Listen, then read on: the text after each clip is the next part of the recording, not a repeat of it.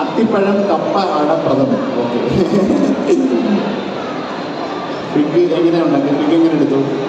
ആദ്യം കപ്പ ചെത്തിയിട്ട് ഉണക്കി പൊടി ഇട്ടിട്ട് അടങ്ങി ഉപ്പും ശർക്കരപ്പാനി വെച്ചിട്ട് വാഴയിലയിൽ നേർപ്പിച്ചിട്ട് ആക്കിയിട്ട് ചുറ്റിയിട്ട് സാധാരണ പോലെ ഉണ്ടാക്കിയിട്ട് കട്ട് ചെയ്ത് അത്തിപ്പഴം നെല്ലിൽ കുതിർത്തിട്ട് നന്നായിട്ട് വഴറ്റിയെടുത്തിട്ട് ശർക്കരപ്പാനി വെച്ചു. അത് രണ്ടാം പാല് വെച്ചിട്ട് കപ്പാട ചേർത്തു.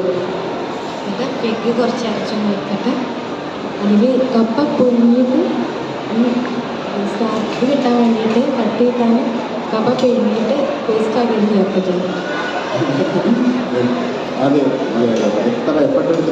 ചക്കല്ല കപ്പ പൂള.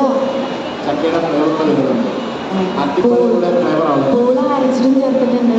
പൂളപ്പൊടി കൊണ്ട് അടയും ചുട്ടെടുത്തു. അത്തിപ്പഴത്തിലാണ് അത്തിപ്പഴം ചേർത്തിട്ട് അടപടപട.